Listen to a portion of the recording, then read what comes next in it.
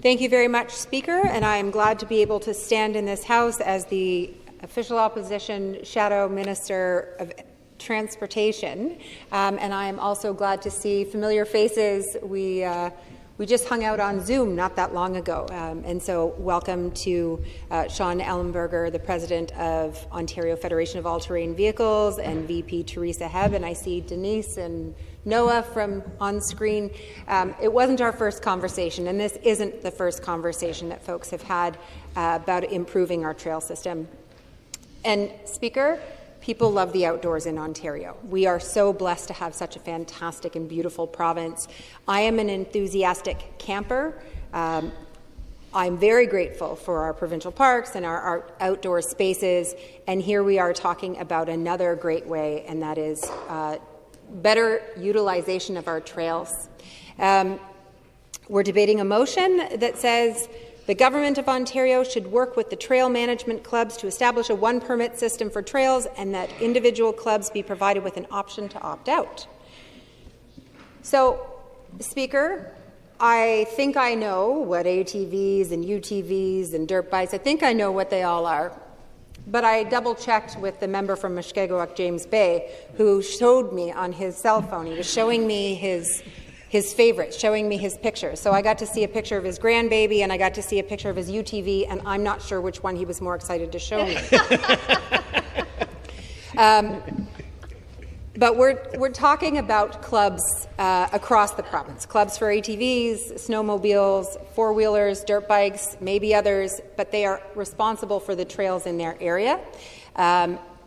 People right now, if they were to travel from, I'll say, zone to zone or club jurisdiction to club jurisdiction, they might have to stop at those boundaries. And so here we are talking about eliminating those boundaries for the clubs that choose to participate so that folks can travel across trails and across different club jurisdictions. So this plan is working toward a one-trail permit so that clubs that participate in the one-permit program can create an interconnected, wider-reaching trail map without the boundaries. I'm looking for head nods. I basically have the gist. Okay, good. And clubs that don't want to participate don't have to. We want our trails safe, we want them sustained, and this is a step towards that better trail infrastructure. Speaker, I've had the opportunity to hear about opportunities when it comes to tourism and the community impact. And we've talked a lot in Ontario about the changing seasons. We think about snowmobile season. It requires snow. And Kay and George, I'll give them a shout out at my church. I have spent a lot of time listening to their fabulous stories, and I've learned about the culture of snowmobile vacations and their retiree adventures, visiting communities and hotels and restaurants, being out enjoying the beauty of nature. But those adventures require snow, and since we have those changing seasons, we have an opportunity to make better use of those shoulder seasons. Hotels, restaurants, businesses in towns that rely on those tourism dollars, they need to be part of this conversation, which is why the OFATV folks are really making it clear to members in this House about this is the right decision for all of those communities as well as the riders. ATVs don't compete with snowmobiles. They have their own season, and they bring tourism dollars to communities, and they bring joy to folks. And I'll say that this past summer, near the Trent Severn Canal at the lock there in Fenelon Falls, my husband and I were enjoying ice cream and a walk, and I was struck by all of the ATV folks that were there.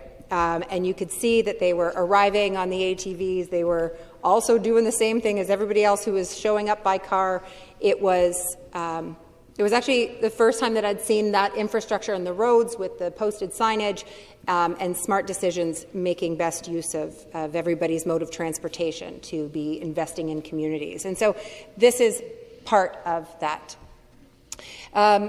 The minister said one permit, one province, endless adventure. There, I quoted you back. I know how excited you are. But there is more to do. This is that first step on the path, or in this case, in the trail. So I'm going to share a little bit from a letter from President Sean Ellenberger had written to all of us, and I'll just pick a couple of lines here. ATVing has been rapidly gaining popularity in Ontario for years now, with 300,000 registered vehicles in the province, triple the number of snowmobiles, and yet ATVers don't have the same rights that snowmobilers are afforded in the province.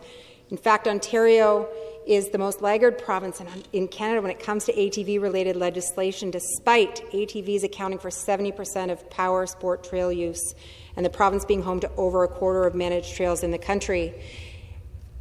They have support from all sorts of folks. And here's what he goes on to say. Ontario needs ATV legislation. Riders want to know that their rights and safety are being looked after. Ontario once demonstrated its willingness to listen to the voices of snowmobilers in Ontario who had a nearly identical ask of government years ago. Now, with the endorsement of the Ontario Federation of Snowmobiling Clubs, law enforcement, industry, stakeholders and politicians, OFATV is calling on the Government of Ontario to move forward with the timely implementation of the One Trail system this fall. Speaker, this is a non-binding motion. We're looking forward to legislation to make this happen.